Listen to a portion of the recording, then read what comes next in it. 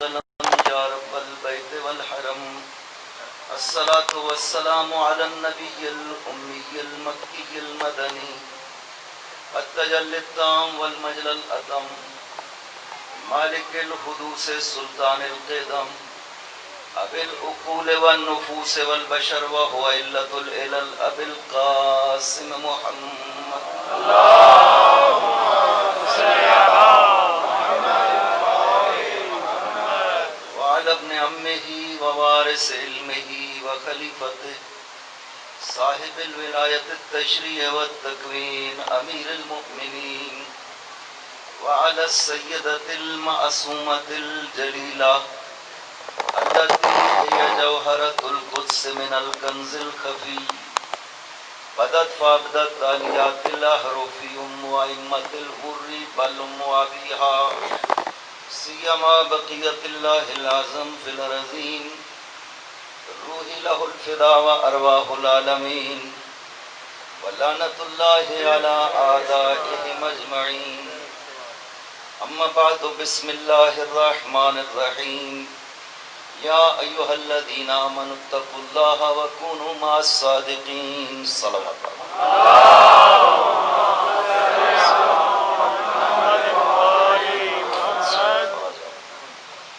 انجمن کے حوالے سے جو برادران نے فرمایا ہے ان کی برکات ہیں اور خداوند عظیم یہ سلسلہ برکات اسی طرح سے جاری و ساری رکھے اور اپنی رحمتیں برکتیں ان پہ نازل فرمائے اور ان کی ان زحمات کو اپنی بارگاہ میں منظور و مقبول فرمائے۔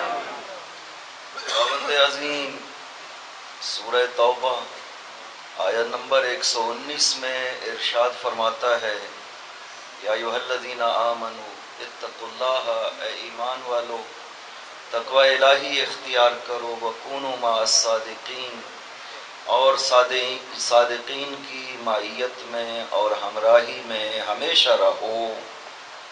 خدا نے انسان، اس کا مطلب یہ ہے کہ دو قسم کے قرار دیے، ایک وہ جنہیں حکم دیا جا رہا ہے کہ آپ کو معیت اختیار کرنی ہے، اور ایک وہ ہستیاں ہیں جن کی معیت کا ہمیں حکم دیا جا رہا ہے۔ یہ صاف سی بات ہے، اور عرض کیا کہ یہ نظام ہے خداوند کا قرآن کریم میں، جو نظام ہدایت ہے، اس کا اپنانا مؤمنین پہ فرض قرار دیا گیا ہے تاکہ گمراہ نہ ہو سکیں اور قیامت تک کے لیے دین الہی محفوظ رہ سکے۔ اور اس آیت میں عرض کیا کہ 4 چیزیں بیان ہوئی ہیں، ایک ایمان ہے، ایک تقوی ہے، اور تیسری چیز صادقین ہے۔ چوتھی چیز جو ضمناً بیان ہوئی لیکن بنیادی اور اساسی چیز ہے اس آیت میں، وہ ہے عصمت ان ہستیوں کی جن کے ساتھ ہونے کا ہمیں حکم دیا گیا ہے۔ ان ہستیوں کو معصوم قرار دیا خداوند عظیم نے، اس لیے تاکہ کوئی خطا، کوئی غلطی، کوئی اشتباہ صادر نہ ہو، اور لوگ ہر حال میں، ہر بات میں ان کی پیروی کر سکیں۔ ہوا یہ کہ قرآن کریم کے اتنے واضح پیغام کا انکار کرتے ہوئے عصمت کا انکار کیا گیا کہ نبیوں کے علاوہ کوئی اور معصوم نہیں ہے، جبکہ یہ صریحاً قرآن کی تعلیمات کے خلاف ہے۔ قرآن کریم نے بہت سی ہستیوں کو جو نبی نہیں ہیں معصوم قرار دیا ہے، اور قرآن اس پہ شاہد ہے، جس میں ذرہ برابر شک و شبہ کی گنجائش نہیں ہے۔ کسی حدیث سے تمسک کیے بغیر خود قرآن کریم اس کو ثابت کرتا ہے۔ قرآن سورہ فاطر میں 32ویں آیت میں ارشاد فرماتا ہے ثم اورثنا الکتاب الذی نصطفینا من عبادنا، ہم نے اس کتاب کے وارث اپنے وہ بندے قرار دیے ہیں استفینا جن کا ہم نے استفا کیا ہے۔ قرآن میں وراثت کتاب عطا کی خدا نے ان بندوں کو جن کا خدا کہتا ہے کہ ہم نے خود استفا کیا۔ بہت سی آیتیں ہیں جن میں غیر انبیاء کے استفا کو قرآن کریم نے بیان کیا ہے۔ نبی نہیں ہے لیکن خدا کہتا ہے کہ ہم نے ان کا استفا کیا ہے۔ استفا سمجھنا ضروری ہے تاکہ مقام سمجھا جا سکے ان ہستیوں کا جنہیں خداوند عظیم نے صادقین قرار دیا۔ استفا کے معنی اخذ و صفوت الشیء، لغت کے لحاظ سے کسی شے سے جتنی بھی ملاوٹیں تصور ہو سکتی ہیں اگر ختم ہو جائے تو جو خالص جوہر بچتا ہے اسے صفوہ کہا جاتا ہے۔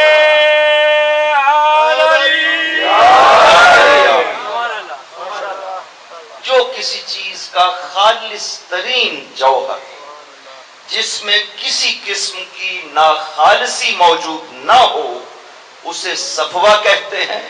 اور خداوند عظیم کے استفا کا مطلب یہ ہے کہ خدا انہیں ہر قسم کی ناخالصی سے پاکیزہ کر دے، تطہیر عطا کر دے اور ان ہستیوں کو اپنی طرف سے اپنا علم بھی عطا کر دے اور قدرت بھی عطا کر دے۔ اسے استفاء الہی کہا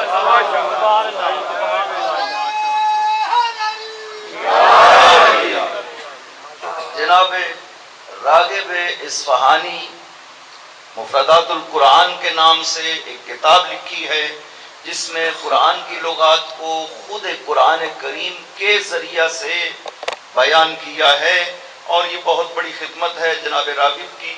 اور بڑے بڑے علماء راغب کے قول کے اوپر تجاوز نہیں کرتے کہ جو راغب نے کہہ دیا بس وہی بات درست ہے۔ یہ اتنی بڑی شخصیت ہیں برادران اہل سنت میں جنہوں نے قرآن کے لغات کے لیے یہ کتاب لکھی ہے مفردات القرآن، لہذا وہ معنی بہت ہی معتبر سمجھا جاتا ہے جسے جناب راغب بیان کرتے ہیں، کیونکہ جو دوسرے لغات ہیں وہ عربی کا معنی بیان کرتے ہیں کہ عرب اس لفظ کو کس معنی میں استعمال کرتے ہیں، لیکن جو راغب بیان کرتا ہے وہ قرآنی آیات کے معانی ہے، قرآن ہی کی دوسری آیات کی مدد کے ذریعہ سے راغب ان کو بیان کرتا ہے۔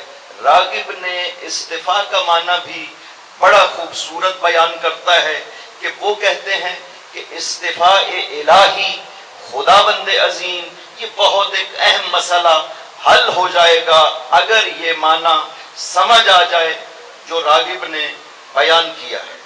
وہ کہتے ہیں استفاء الہی، خدا جب کسی کا استفاء کرتا ہے تو اس کا مطلب یہ ہوتا ہے ایجاد الشیء خالصا عن کل شعب، کہ خداوند عظیم کسی چیز کو خلق کرے، پیدا کرے، خلق کرتے ہوئے وہ چیز خالص ہونی چاہیے ہر طرح کی ناخالصی سے۔ آپ نے غور کی جناب راغب یہ نہیں کہتے ہیں کہ استفاء کا مطلب ہے کہ دنیا میں خلق کرنے کے بعد ان سے ناخالصی کو دور کیا جائے، جیسے ایک شخص مشرک سے مسلمان ہو جاتا ہے، اسلام لانے کے بعد اچھا اسلام ہو جاتا ہے، گناہوں کی معافی طلب کرتا ہے، خدا معاف کر دیتا ہے، آئندہ کوئی غلطی نہیں کرتا ہے۔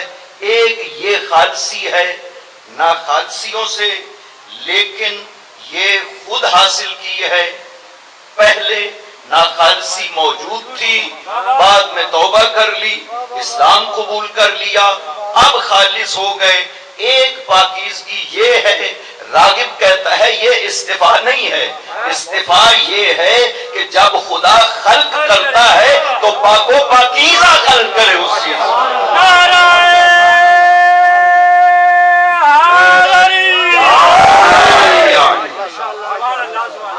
یہ ہے خداوند کا استفاء۔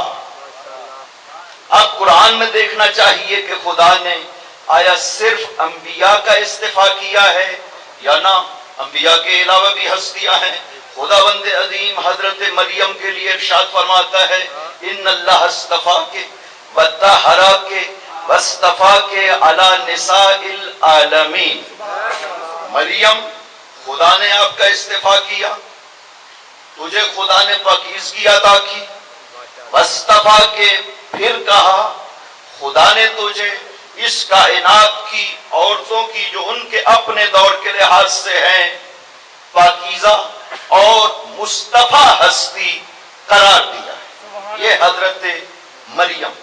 سورہ آل عمران آیت نمبر 33 میں ارشاد فرماتا ہے ان اللہ اصطفی آدم و نوحا و آل ابراہیم و آل عمران علی العالمین. خداوند عظیم نے استفا کیا ہے، آدم کا بھی کیا ہے، نوح کا بھی کیا ہے، آل ابراہیم کا بھی کیا ہے، آل عمران کا بھی کیا ہے. اب نبیوں کو بیان کیا اور 7 نبیوں کی آل کو بھی بیان کیا. آل ابراہیم اور آل عمران میں کون کون سی ہستیاں داخل ہیں؟ جناب امام بخاری صحیح بخاری میں سورہ انبیاء میں اسی آیت سورہ آل عمران کی ہے. جناب بخاری تفسیر سورہ انبیاء میں ذکر کرتے ہیں کہ جو خدا نے ارشاد فرمایا ہے کہ میں نے نبیوں کا بھی استفا کیا، آل ابراہیم کا بھی استفا کیا اور آل عمران کا بھی استفا کیا. کون کون سی ہستیاں داخل ہیں؟ وہ فرماتے ہیں المؤمنون من آل ابراہیم و آل عمران و آل یاسین و آل محمد. ان ہستیوں میں آل ابراہیم بھی داخل ہے، آل عمران بھی داخل ہے، آل یاسین بھی داخل ہے اور آل محمد بھی داخل ہے.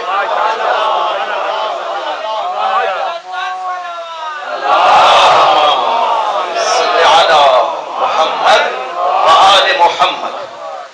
یہ ہے استفاء الہی کہ خدا انبیاء اور غیر انبیاء ایسی ہستیاں جن کو شرف و کمال عطا کرتا ہے ان کا استفاء کرتا ہے.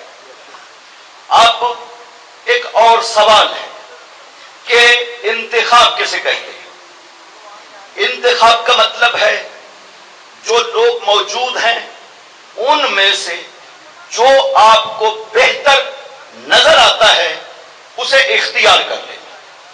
یہ ہے انتخاب. جیسے حکومتوں میں ہوتا ہے جو بہتر نظر آتا ہے اس کا اختیار کر لینا، یہ انتخاب کہلاتا ہے.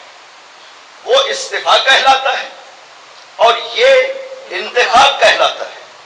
استفاء جن کا ہوتا ہے خدا قرآن میں ارشاد فرماتا ہے سورہ نمل کی 59 نمبر آیت میں قل الحمد للہ وسلام علی عبادہ الذین اصطفیٰ.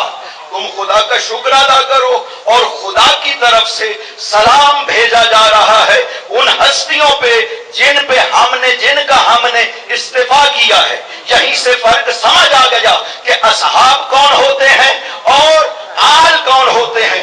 اصحاب وہ ہیں جن کا اختیار امت کرتی ہے، وہ رضی اللہ کے محتاج رہتے ہیں. آل وہ ہے جن کا استفاء خدا کرتا ہے اور ان پہ درود و سلام بھیجتا ہے.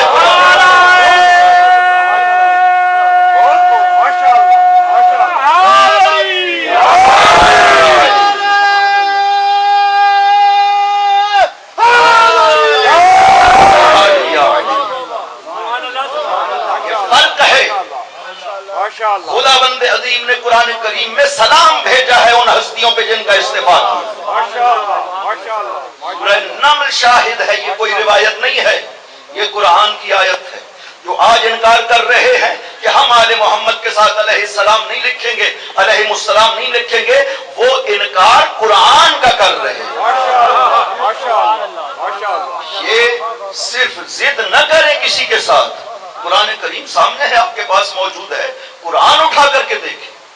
قرآن یہاں پہ علیہ السلام کہہ رہا ہے وَالسَّلَامٌ عَلَىٰ عِبَادِهِ الَّذِينَ اصْطَفَىٰ. خدا کہتا ہے کہ میرا سلام ہو ان ہستیوں پہ جن کا استفاء میں نے خود کیا. خدا سلام کرتا ہے. پیغمبر سے عرض کیا گیا کہ جب یہ آیت نازل ہوئی ان اللہ و ملائکتہ یصلون علی النبی یا ایھا الذین آمنوا صلوا علیہ وسلموا تسلیما.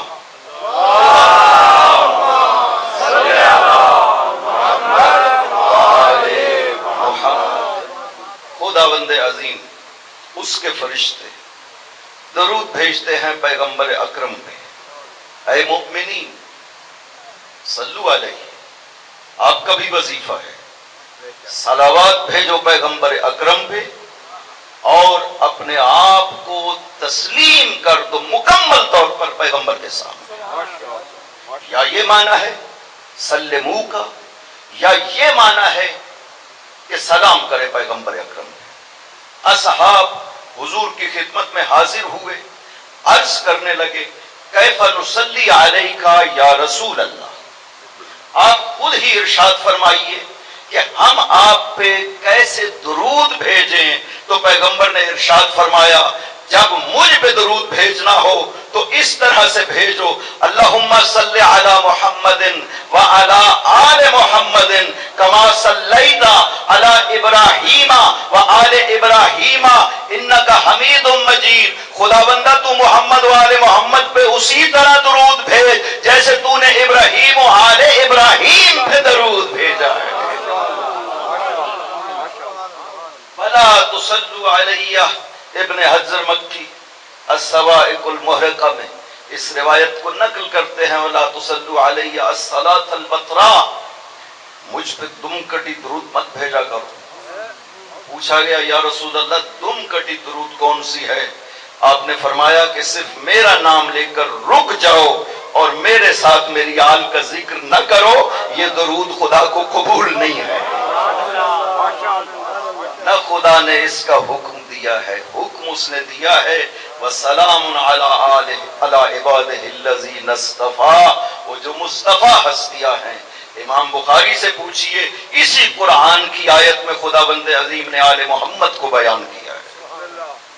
آل محمد داخل ہیں، اگرچہ امام بخاری نے آل یاسین الگ ذکر کیا ہے لیکن واضح ہے یہ باطن قرآن کے عنوان سے سلام علی الیاسین پڑھا قرآن میں الیاسین ہی جاتا ہے، لیکن باطن قرآن سے معصومین سے متعدد روایات موجود ہیں. تقریباً 12 روایات ہیں کہ جن میں معصوم نے فرمایا نحنو آل یاسین، ہم ہیں وہ آل یاسین جن پہ خداوند عظیم نے درود کا حکم دیا. تو باہر کے آل یاسین قبول کرے کوئی یا نہ کرے، لیکن امام بخاری تو خود الگ سے کہہ رہے ہیں کہ اس آیت میں، اور ہے بھی صحیح بخاری میں واضح ہے کہ جناب امام بخاری کا اپنا فرمان ہے، انہوں نے کوئی حدیث نقل نہیں کی ہے لیکن واضح ہے صحیح بخاری میں موجود ہے. انہوں نے اس آیت سے یہی سمجھا ہے کہ آل محمد اس آیت میں داخل ہیں. جب آل محمد اس آیت میں موجود ہیں تو خدا نے ان کا استفاء کیا ہے، اور جن کا استفاء کیا ہے خدا کہتا ہے میرا سلام ہو ان ہستیوں پہ جن کا میں نے استفاء کیا. اللہ صلی علی محمد وآل محمد. ایک اور خصوصیت کہ خدا جن کا استفاء کرتا ہے انہیں کیا عطا کرتا ہے، استفاء خدا کے کیا تقاضے ہیں، وہ سورہ بقرہ کی آیت نمبر 247 میں جناب طالوت کا تذکرہ ہوا ہے. طالوت لوگوں نے آ کر کے، نبی تھے حضرت موسیٰ کے بعد جناب شموئیل، ان کا نام تھا جناب شموئیل، وہ حضرت موسیٰ کے بعد گزرے ہیں. لوگوں نے آ کر کے جناب شموئیل سے کہا کہ ہمارے لیے آپ ایک امیر معین کریں، ہم جس کے پرچم کے نیچے جہاد در راہ خدا کریں. یہ لوگوں نے اس نبی سے کہا تو نبی نے جواب میں کہا ان اللہ قد بعث لکم طالوت ملکا، خداوند عظیم نے تمہارے لیے طالوت کو تمہارا حاکم بنایا ہے. انہوں نے اعتراض کیا ان یکون لہ الملک علینا ونحن احق بالملک منہ ولم یؤت سعۃ من المال. کیسے طالوت ہمارا حاکم بن سکتا ہے جبکہ وہ غریب شخص ہے، اس کے پاس مال نہیں ہے، ہمارے پاس بہت زیادہ مال ہے، لہٰذا یہ حق طالوت کو نہیں ملنا چاہیے، ہمیں ملنا چاہیے۔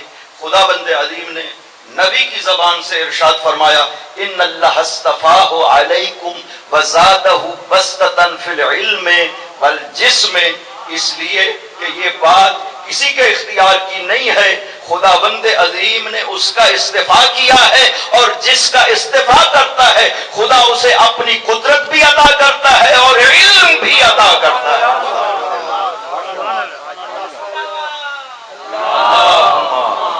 صلی علی محمد وآل محمد۔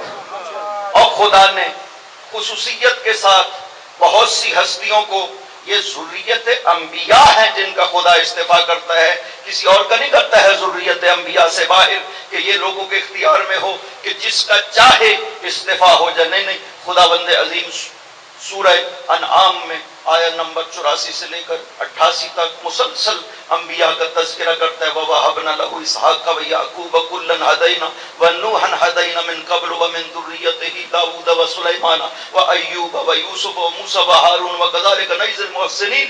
خداوند عظیم انبیاء کا تذکرہ کرتا ہے، لگ بھگ کوئی 12 انبیاء کا نام لیتا ہے، لینے کے بعد ارشاد فرماتا ہے کہ یہ جو ہستیاں ہیں نا، وَمِنْ آبَائِهِمْ وَذُرِّيَّاتِهِمْ وَإِخْوَانِهِمْ وَاجْتَبَيْنَاهُمْ وَهَدَيْنَاهُمْ إِلَىٰ صِرَاطٍ مُسْتَقِيمٍ، کہ یہ ہستیاں ایک دوسرے کے آبا ہیں، ایک دوسرے کی ذریت ہیں اور ایک دوسرے کے بھائی ہیں۔ اجتبیناہم، ہم نے ان کا اجتباء کیا، وَہَدَيْنَاهُمْ إِلَىٰ صِرَاطٍ مُسْتَقِيمٍ، ہم نے خود ان کو ہدایت عطا کی ہے صراط مستقیم کی۔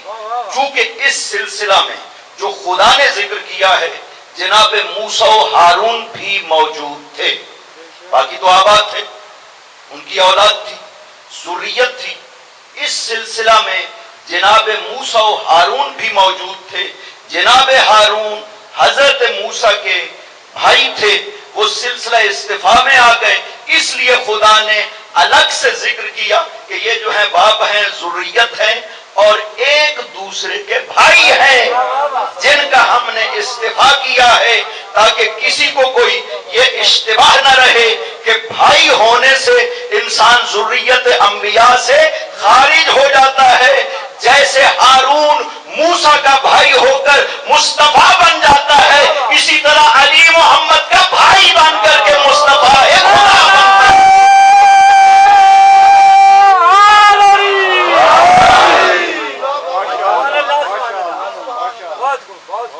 اور یہ اخوت امیر المؤمنین، میں نے شاید پچھلے سال بھی یہ بات یہاں پہ کہی ہو، سمجھنے کی ضرورت ہے کہ یہ امیر المؤمنین کا پیغمبر کا بھائی ہونا یہ کس ناطے تھا؟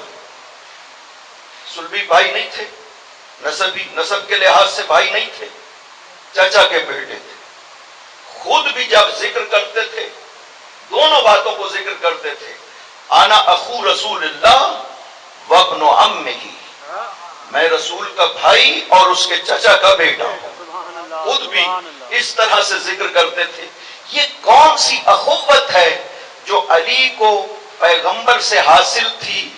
اخوت ہے دو قسم کی، ایک اخوت ہے نسب کے لحاظ سے اور ایک اخوت ہے اصل کے لحاظ سے۔ ہارون موسیٰ کے بھائی تھے نسب کے لحاظ سے، علی محمد کے بھائی ہیں اصل کے لحاظ سے۔ یہ پاک پیغمبر نے، یہ آپ روایات مشہور ہیں سنن ترمذی میں موجود، کہ جب پیغمبر اکرم نے اصحاب کو ایک دوسرے کا بھائی بنایا تو علی کو کسی کا بھائی نہ قرار دیا۔ مولا علی نے سوال کیا، ترکتنی یا رسول اللہ، آپ نے مجھے ترک کر دیا، مجھے کسی کا بھائی نہیں قرار دیا۔ آپ نے ارشاد فرمایا انت اخی فی الدنیا والآخرہ، علی تو محمد کا بھائی ہے دنیا میں بھی اور آخرت میں۔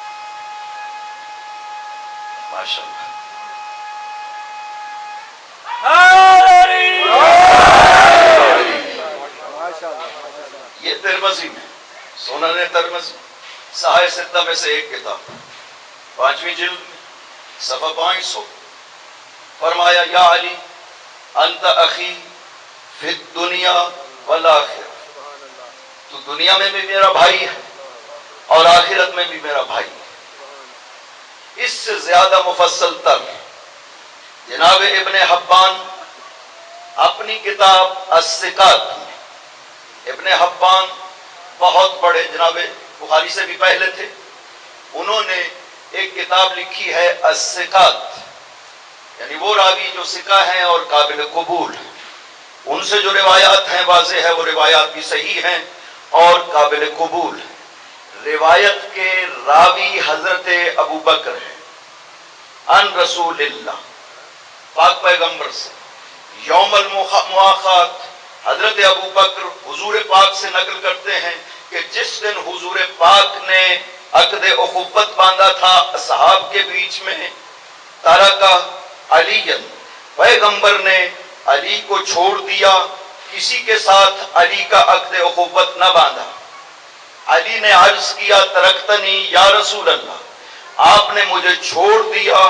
رسول نے ارشاد فرمایا ترکتک لنفسی، علی میں نے تجھے اپنے لیے چھوڑا ہے، انت منی بمنزلت ہارون من موسیٰ، تم میرے ساتھ وہی مقام رکھتے ہو جو ہارون کو موسیٰ کے ساتھ تھا، انت اخی و وارثی، تو میرا بھائی بھی ہے اور تو میرا وارث بھی ہے۔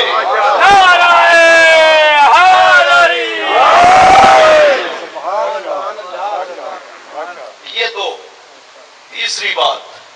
جناب طبرانی المعجم الاوسط، 3 کتابیں ہیں امام طبرانی کی، المعجم الصغیر، المعجم الاوسط، المعجم الکبیر۔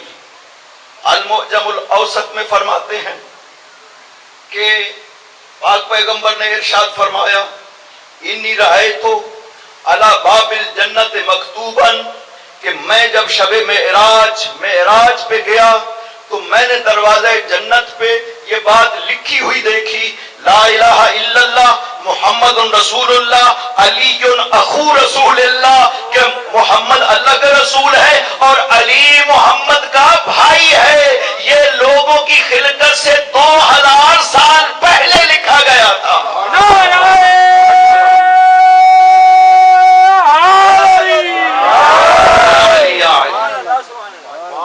یہ ہے اخوت تکوینی جو اصل کے لحاظ سے اخوت تھی۔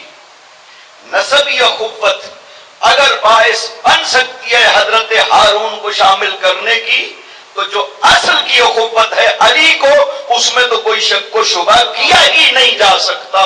پیغمبر مسلسل اعلان کرتے رہے کہ علی وہ ہستی ہے کہ جس کو محمد کے ساتھ اس طرح سے مقام حاصل ہے جیسے ہارون کو موسیٰ کے ساتھ حاصل تھا۔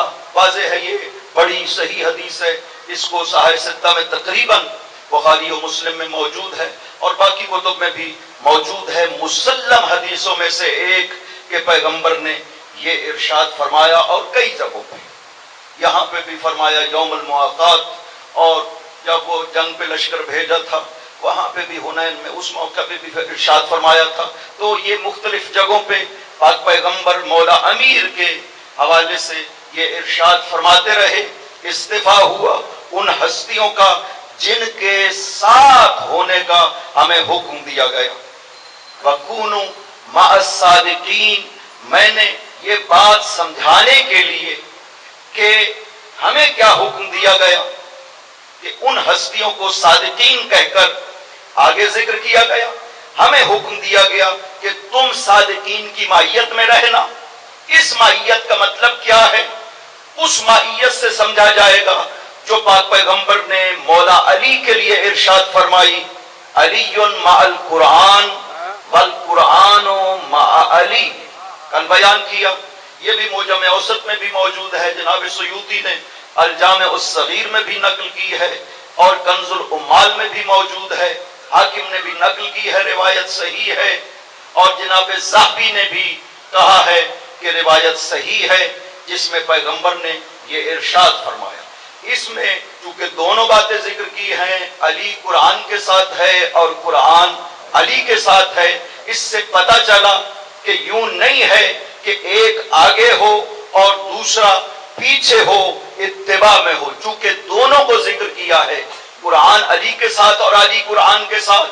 اس کا مطلب یہ خبر دی ہے خداوند عظیم نے کہ یہ حقیقت اس طرح ہے کہ یہ حقیقت کبھی ایک دوسرے سے الگ نہیں ہو سکتی ہے، لیکن یہاں پہ آیت میں دونوں جہت سے نہیں فرمایا ہے کہ کونوا مع الصادقین وتکونوا الصادقون معکم، کہ تم صادقین کے ساتھ ہو جاؤ اور صادقین تمہارے ساتھ ہو جائیں۔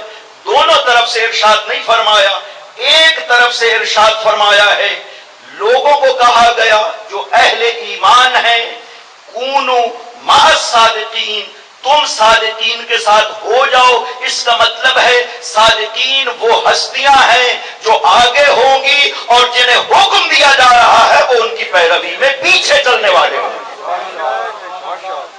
اور جناب امام راضی نے اس آیت سے یہ بات سمجھی ہے اور انہوں نے بالکل صحیح سمجھا ہے کہ یہ آیت ہمیں بتلا رہی ہے کہ صادقین معصوم ہونے چاہیے۔ یہ امام راضی نے خود فرمایا کہ یہ آیت ہمیں بتلاتی ہے کہ صادقین معصوم ہونے چاہیے۔ کیوں؟ اس لیے کہ وہ کہتے ہیں کہ ہمیں حکم دیا گیا بغیر کسی شرط کے، بغیر کسی قید کے ہمیں حکم دیا گیا کونوا مع الصادقین۔ ہر حال میں صادقین کی ہر حالت میں، ہر قول میں، ہر فعل میں آپ کا فریضہ ہے صادقین کی پیروی کرنا۔ یہ حکم ہمیں بتلاتا ہے کہ صادقین ایسی ہستیاں ہیں جو اپنے قول میں، اپنے عمل میں، اپنے کردار میں کوئی خطا نہیں کرتے۔ یہ جناب امام راضی نے سمجھا، لیکن اس سے آگے جو غلطی کی وہ کہتے ہیں کہ صادقین اگر معصوم ہستیاں افراد ہوتے تو ہمیں پتہ چلنا چاہیے، لیکن ہمیں ہر زمانے میں ایک ایسا صادق جو اس طرح معصوم ہو ملتا نہیں ہے، لہذا اس سے مراد اس امت کا اجماع ہے۔ بات کہاں پہ ختم کی کہ یہ اجماع امت ہے۔ خدا کے بندے، اگر صادق نہیں ملتا ہے آپ کو جو معصوم ہے تو امت کا اجماع کہاں سے تلاش کرو گے؟ وہ کیسے مل جائے گا؟ اور صادق کیوں نہیں ملتا ہے؟ پیغمبر اکرم نے جن صادقین کی نشاندہی کی ہے، قرآن کریم نے آیت تطہیر کے ذریعے سے جنہیں بیان کیا ہے، انہیں کیوں نہیں مانتے ہو کہ جن کی صداقت میں ذرہ برابر بھی شبہ نہیں؟ وہ تو آپ کو نظر نہیں آتے ہیں۔ پاک پیغمبر نے وہ ساری ہستیاں جو صادق ہیں جسے ہر دور میں رہنا ہے، ضروری ہے کوئی دور ان پاکیزہ صادق ہستیوں سے خالی نہیں ہو سکتا، لہذا آج بھی اس وقت بھی اس کائنات میں آل محمد کی وہ ہستی جو صادق ہے، جو معصوم ہے اور کمالات انبیاء کی حامل ہے، وہ موجود ہے۔ اور حدیث سے کثرت سے صلوات پڑھیے محمد والے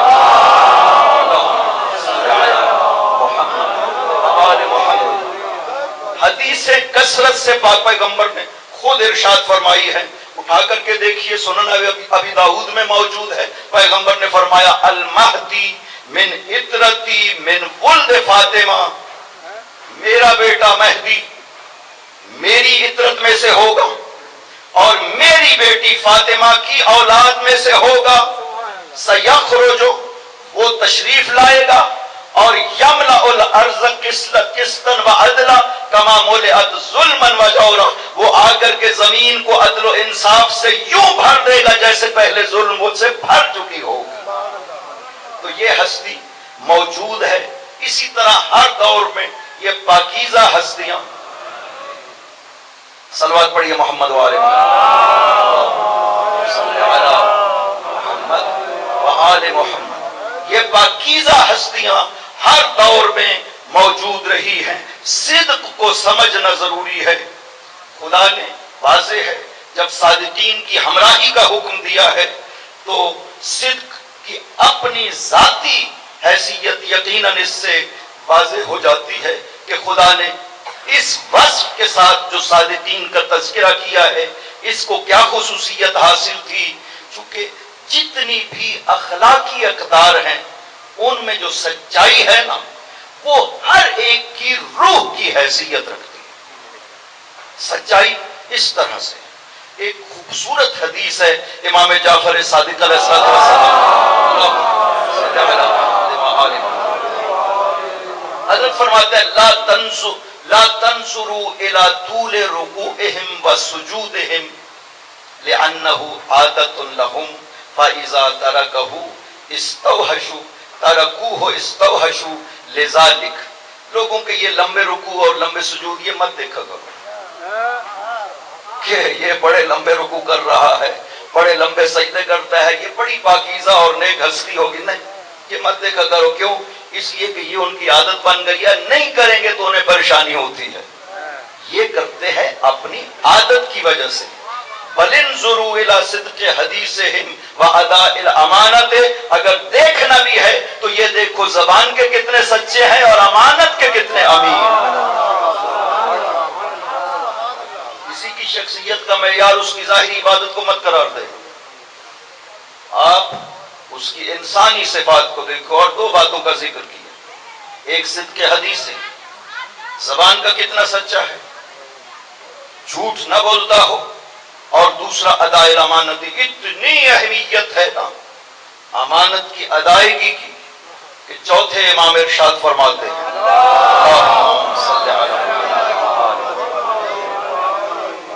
کہ اگر میرے بھائی علی اکبر کا قاتل میرے پاس تلوار کو امانت رکھے اور پھر واپس مانگے تو میں اسے وہ واپس کروں۔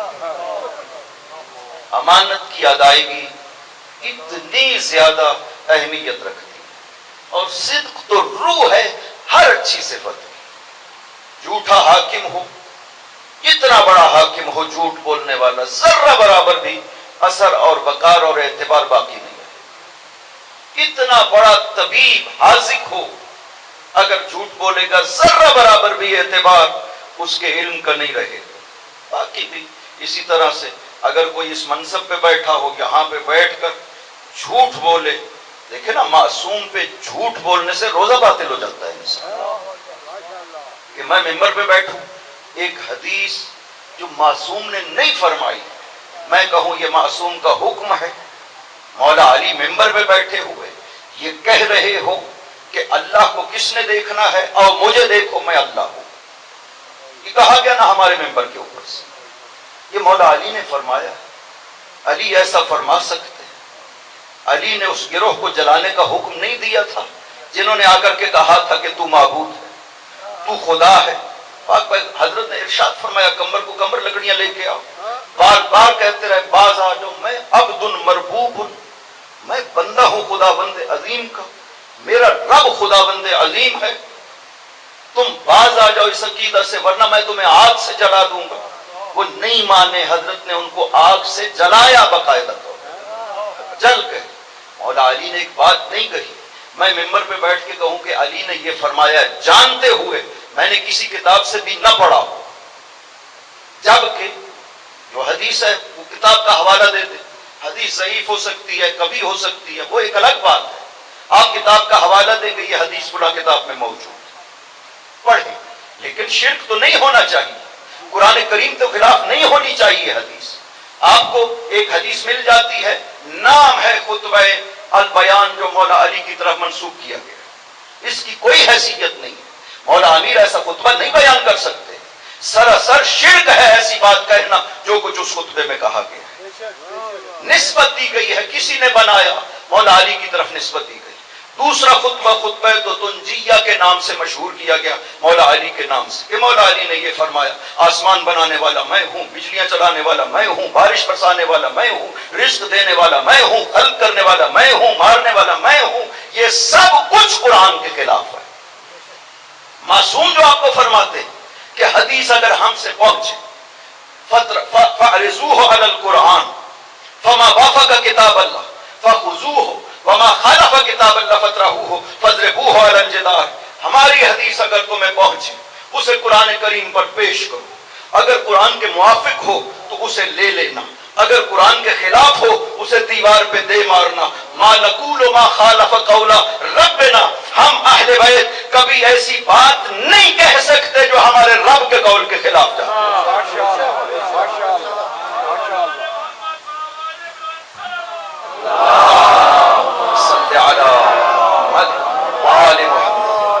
ہم صرف نام آل محمد کے محافظ نہیں ہیں، ہم تعلیمات آل محمد کے محافظ ہیں، ہم دین آل محمد کے محافظ ہیں، وہ دین جو آل محمد نے جن تکلیفوں کے ساتھ ہمیں پہنچایا۔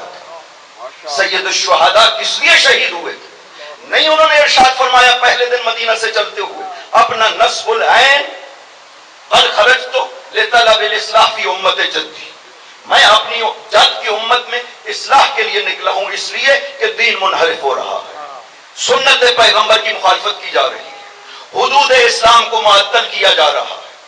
خود ایک منزل پہ ارشاد فرمایا من رہا سلطانا جائرا، جو بھی کسی حاکم کو دیکھتا ہے ظالم حاکم ناقصا لحرم اللہ، جو حرمت خدا کو توڑنے والا ہے، مخالفا لسنت رسول اللہ، رسول کی سنت کی مخالفت کرنے والا ہے، وَيَعْمَلُ فِي الْعِبَادِ بِالْإِثْمِ وَالْعُدْوَانِ، لوگوں میں گناہ کو رواج دے رہا ہے، کان علیہ ان یغیرہ، اگر ان لم یغیر علیہ بفعل ولا قول کان علی اللہ ان یدخلہ مدخلہ، کان علی اللہ حقا ان یدخلہ مدخلہ، اگر اس کے خلاف نہ عمل سے کچھ کہتا ہے نہ زبان سے کچھ کہتا ہے، خدا بند عظیم اس شخص کو اسی کے ساتھ محشور فرمائے۔ یہ ہے ہم دین کے محافظ بنے، نام گرامی آل محمد کے ساتھ ساتھ دین آل محمد کی حفاظت، یہ ہمارا فریضہ ہے۔ یہ ممبر ہماری ذمہ داری لگاتا ہے کہ جو آل محمد نے دین پہنچایا ہے وہ قرآن کے خلاف کوئی بات بھی نہیں ہو سکتی۔ قرآن ہمارے پاس موجود ہے، آل محمد کی روایت آ جاتی ہے جس میں آل محمد کے بارے میں یہ نسبت دی گئی ہو کہ مولا نے یہ فرمایا ہو میں تمہارا رب ہوں، انا رب الارباب، میں ربوں کا رب ہوں، قرآن کے خلاف۔ قرآن صاف کہتا ہے حل من خالق غیر اللہ، خدا کے علاوہ کوئی خالق نہیں ہے اس کائنات۔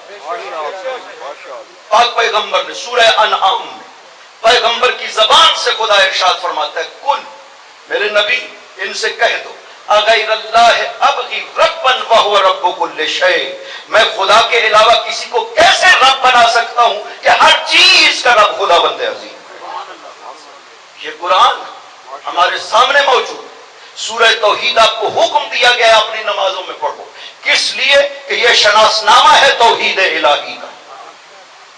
اس کے ہوتے ہوئے کوئی شخص یہ جرأت کرے کہ وہ کہے کہ لم یلد ولم یولد، اس کائنات میں علی ہوں، کیسے جرأت کر سکتا ہے کوئی؟ سورہ توحید کہہ رہی ہے کہ صرف خداوند عظیم اس کائنات میں وہ واحد ہستی ہے جو لم یلد اور لم یولد، باقی جو بھی اس کائنات میں ہے یا کسی کا باپ ہے یا کسی کا بیٹا ہے۔ یہ ہوتے ہوئے سورہ توحید ہمارے پاس، قرآن ہمارے سامنے ہوتے ہوئے اگر کوئی شخص اس طرح سے ائمہ پہ جھوٹ بولتا ہے روزہ باطل ہو جاتا ہے اس کا۔ خدا اس عبادت کو قبول نہیں کرتا ہے، جس عبادت میں اس طرح شرک کیا جائے تو مجلس خدا کیسے قبول کر لے گا؟ ہر چیز پاکیزگی کی ایک شرائط ہے، وہ ان شرائط کے ساتھ عبادت انجام پانی چاہیے۔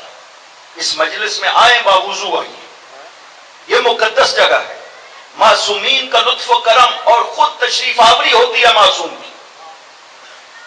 مجلس میں باوضو آئیے، اس احترام کے ساتھ بیٹھیے کہ معصوم تشریف لاتے ہیں۔ خود چوتھے امام نے ارشاد فرمایا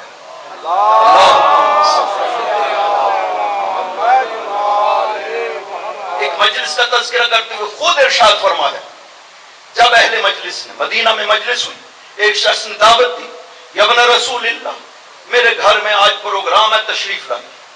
آپ نے ارشاد فرمایا میں کربلا کے بعد کسی پروگرام میں نہیں جاتا۔ عرض کیا نہیں مولا، آپ کے بابا کی مجلس کر رہا، آپ تشریف لے گئے، دمے در دروازے میں جہاں جوتے پڑے ہوئے تھے وہیں پہ بیٹھے اور کہا اس شرط پہ آتا ہوں کہ روشنی خاموش کر دو گے اور بابا کی شہادت سنا۔ منتیں کی ابن رسول اللہ آگے تشریف لائیے، نہیں آئے۔ مجلس کے بعد جب پوچھا ابن رسول اللہ آپ کیوں وہاں پہ بیٹھے تھے، کہا دادی زہرا تشریف لائی۔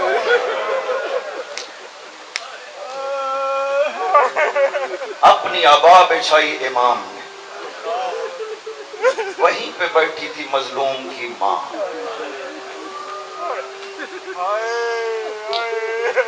وہ مظلوم حسین جس نے اپنی ماں سے الوداع کیا۔ مکہ میں 10 ماہ رمضان سے اہل کوفہ کے خط آنا شروع ہو گئے، ابن رسول اللہ تشریف لائیے، شام کا حاکم دنیا سے چلا گیا ہے، ہم بغیر امام کے ہیں، آپ تشریف لائیے۔ خطوں پہ خط مسلسل قاصد لا رہے ہیں، یہاں تک کہ 12,000 خط جمع ہو گئے آپ کے پاس، حجت تمام ہو گئی، امام کا شرعی وظیفہ بن گیا ان کی آواز پہ لبیک کہنا۔ لہذا مولا نے اپنے سفیر کو، اپنے بھائی کو، مسلم ابن عقیل کو اپنا خط دے کر کے کوفہ روانہ کیا۔ مسلم وہ ہستی ہے جس کے لیے پیغمبر نے ارشاد فرمایا کہ میں عقیل سے محبت کرتا ہوں، ایک تو اس لیے کہ ابو طالب محبت کرتے تھے عقیل سے، دوسرا اس لیے کہ اسی عقیل کا بیٹا مسلم میرے حسین پہ قربان ہو جائے۔ تدمع علیہ عیون المؤمنین، یہ علامت ہے کہ مسلم کے غم میں مؤمنین کی آنکھیں گریا کریں۔ حسین نے کوفہ والوں کو خط لکھا، کوفیوں میں تمہاری طرف اپنے بھائی ثقتی و معتمدی من اہل بیتی، اپنے خاندان کی فرد، اپنے مورد اعتماد مسلم ابن عقیل اپنے بھائی کو تمہاری طرف بھیج رہا ہوں۔ مسلم سے ارشاد فرمایا، مسلم بھائیا آپ جائیں، وہاں کے حالات مجھے لکھ بھیجنا، جب آپ کا خط آئے گا تو میں کوفہ آ جاؤں۔ جناب مسلم نے اپنے دونوں بیٹوں کو ساتھ لیا، مکہ سے مدینہ آئے، روضہ رسول پہ الوداع کیا اور کوفہ تشریف لائے۔ کوفہ میں حضرت مسلم کی بیعت ہوئی، 18,000 افراد نے مسلم کی بیعت کی۔ مسلم نے خط لکھا، یا ابن رسول اللہ کوفہ کے حالات یہ ہیں کہ 18,000 افراد نے میری بیعت کی۔ یہ خبر جب یزید کو ملی، یزید نے ابن زیاد کو، جو بصرہ کا حاکم تھا، کوفہ کا حاکم اور گورنر بنایا، کوفہ بھیجا۔ یہ رات کے وقت آتا ہے، چہرے پہ اپنے امامہ کا کپڑا دیکھ کر کے یہ ظاہر کرتے ہوئے، سیاہ امامہ باندھے ہوئے، یہ ظاہر کرتے ہوئے کہ حسین تشریف لائے۔ لوگ منتظر تھے، قبیلے استقبال کے لیے جمع ہو گئے، سب سلام کر رہے ہیں، السلام علیکہ یا ابن رسول اللہ، یہ سمجھتے ہوئے کہ مولا تشریف لائے۔ اس نے جا کر دارالامارہ میں جب ظاہر کیا کہ یہ آیا ہے، لوگوں نے لعنتیں کی۔ اس نے حالات پہ کنٹرول کیا، قبیلوں کو خریدا، سرداروں کو خریدا، یہاں تک کہ جناب مسلم مسجد میں جاتے ہیں مغرب کی نماز پڑھنے کے لیے، تو جو 18,000 بیعت کرنے والے تھے ان میں سے صرف 40 افراد باقی بچتے ہیں۔ جناب مسلم مسجد سے نکلتے ہیں، ایک ایک کر کے لوگ ساتھ چھوڑ رہے ہیں، یہاں تک کہ جب مسلم مسجد سے باہر آتے ہیں تو اکیلے مسلم۔ کوفہ کے راستوں پہ فوج نے، پولیس نے پابندیاں لگائی ہیں کہ مسلم باہر نہ نکل پائے۔ مسلم رات کی تاریکی میں کبھی کوفہ کی ایک گلی میں جاتے ہیں، کبھی دوسری گلی میں جاتے ہیں، تھک جاتے ہیں مسلم، ایک دروازے کے سامنے بیٹھ جاتے ہیں۔ دروازہ توأ کا ہے، باہر نکلتی ہے، دیکھتی ہے ایک مسافر بیٹھا ہے، तवा ने कहा कि मुसाफिर कूफा के हालात अच्छे नहीं हैं, अपने घर चले जाओ। मुस्लिम ने कहा प्यास लगी, तो अब पानी लाई, मुस्लिम ने पानी पिया, तो अंदर चली गई, अपने बेटे का इंतजार कर रही। कुछ देर के बाद जब दोबारा बाहर आई ना, तो देखा कि वो मुसाफिर अपनी जगह बैठा हुआ है। तवा ने कहा मैंने आपसे अर्ज किया है कि हालात अच्छे नहीं है, आप अपने घर चले जाइए। मुस्लिम ने कहा कि मेरा कूफा में घर कोई नहीं, मैं कूफा में मुसाफिर हूं। कहा आप कौन है?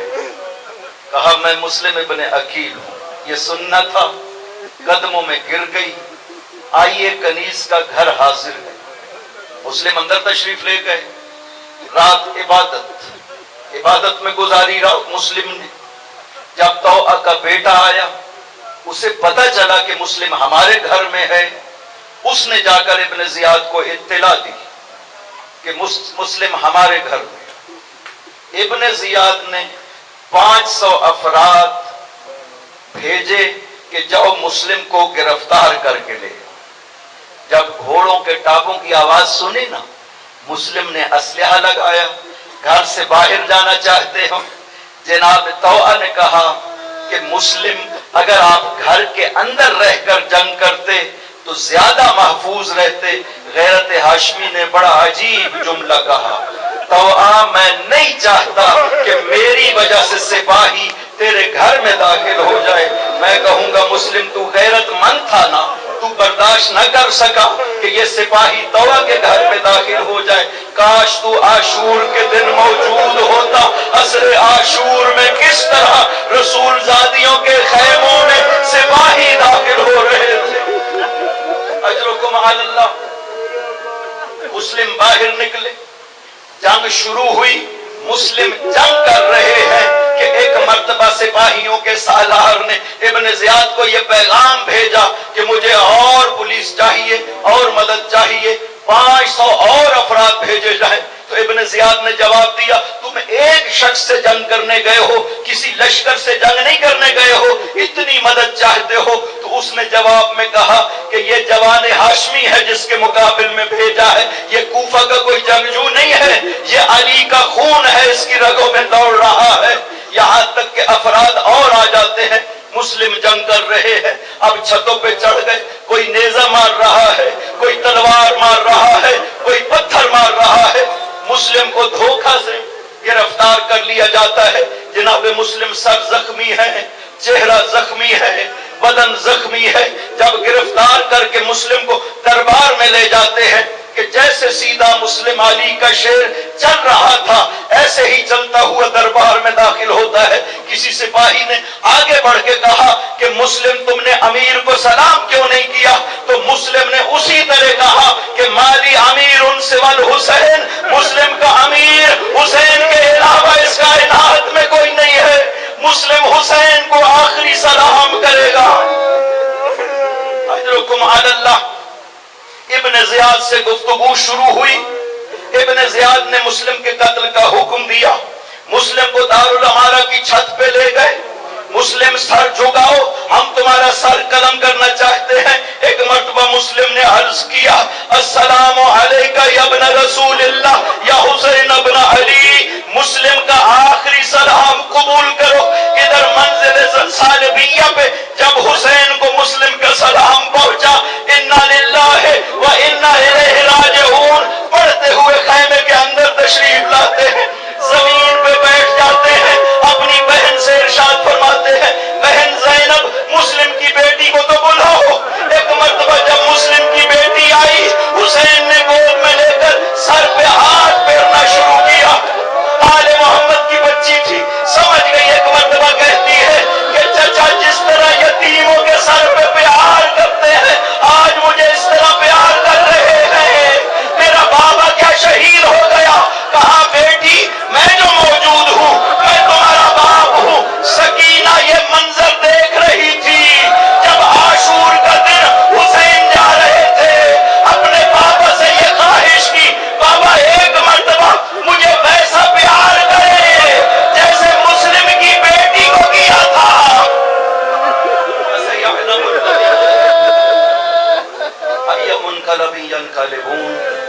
بار الہ صدقہ محمد و آل محمد اس عبادت کو منظور و مقبول فرما خداوندہ، اس مجلس کو اپنی بارگاہ میں منظور و مقبول فرما خداوندہ، ان آنسوں کا صدقہ مریضوں کو شفائے کامل و عاجل عطا فرما، اور اس خصوصاً ایک کینسر کے مریض ہیں جناب اقبال حسین، بار الہ ان کو شفائے کامل و عاجل عطا فرما، بار الہ اس انجمن کے دوستوں کو صحت و سلامتی و طول عمر عطا فرما، بار الہ امام زمانہ کے ظہور میں تعجیل فرما، ان کے قلب مقدس کو ہم سے راضی و خوشنود فرما برحمتک یا ارحم الراحمین۔